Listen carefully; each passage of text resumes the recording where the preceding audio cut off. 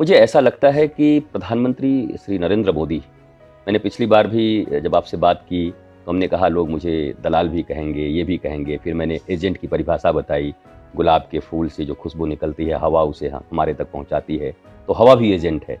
तो मैं भी प्रधानमंत्री श्री नरेंद्र मोदी के इस सनातन कल्चर, धर्म में आस्था और पूरे 140 करोड़ भारतीयों के साथ साथ कहीं न कहीं एक ग्लोबल लीडर के रूप में जो इमर्ज कर रहे हैं और सारी दुनिया उनकी तरफ देख रही है, मैंने उनके गुणों की तारीफ़ की और वो करना चाहिए।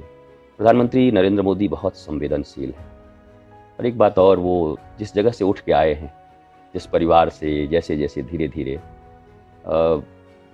अभी एक जगह पर मिलने के बाद उन्होंने, जब वो 41 वर्ष के थे और हमारी मुलाकात हुई, तब वो उस घटना को याद करके और खिलखिलाकर हँस पड़े और मैं बोला, आपको याद है? बोला, हाँ मुझे याद है।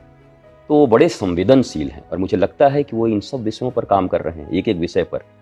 कैसे आस्था, धर्म और ये जो सनातन संस्कृति है, ये पैसे से नहीं बल्कि लोगों की श्रद्धा और योग्यता से इसका माप हो।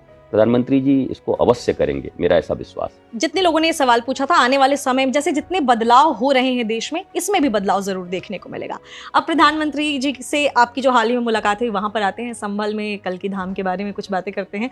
कल्की धाम के बारे में ये सवाल है मेरा कि कहते हैं ना कि ऐसा कहा गया पुराणों के अनुसार कि जब कलयुग अपने चरम पर होगा तो संभल में ही अवतार लेंगे भगवान। तो क्या मान लें कि अब अवतार लेने का समय आ गया, क्योंकि हम भी भगवान की तैयारियों में लग गए हैं, अब कलयुग चरम पर है? देखिए, वैसे तो सनातन धर्म के अनुसार और हमारे पुराणों के अनुसार अभी केवल 5,500 साल हुए हैं, जबकि ये लाखों वर्ष की बात है। लेकिन भगवान अपने भक्त के हृदय में आस्था के बल पे अवतार लेते हैं। गुजरात के एक संत रहे नरसिंह मेहता, उनके जीवन में 56 बार भगवान श्री कृष्ण, कभी गाड़ी वाले रिपेयरिंग करने के लिए, कभी भात भरने के लिए और कभी सांवरिया सेठ के रूप में 56 बार आए उनके जीवन में।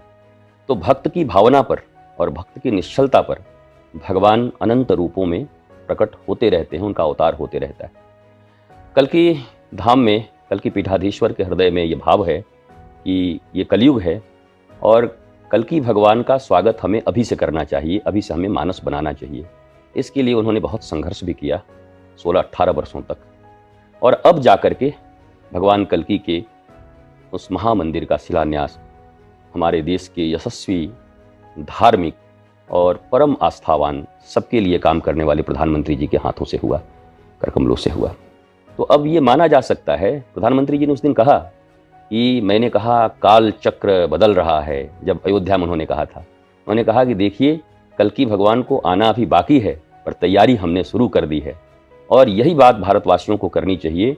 1000 वर्ष बाद क्या होने वाला है, उसकी तैयारी हमें अभी से करनी चाहिए और इसे ही दूरदृष्टा कहते हैं। और शायद हमारे आध्यात्म में दूरदृष्टा शब्द का बड़ा महत्व है कि हर व्यक्ति को दूरदृष्टा होना चाहिए कि इसका परिणाम क्या होगा, अगर मैं ये कर रहा हूँ तो आगे क्या होगा। उस दृष्टि से कल्की धाम का शिलान्यास हमारे दूरदृष्टा होने का एक प्रमाण है और कल्की भगवान के लिए हम सब बैठे हुए हैं कि प्रभु जल्दी आइए, क्योंकि घोर कलयुग हो रहा है और आपकी ज़रूरत है। यद्यपि वो अपने समय पर ही आएंगे, परंतु मेरा ऐसा भी मानना है, जब जब भक्तों को ज़रूरत पड़ेगी, प्रभु उसके पहले भी 100 बार आएंगे।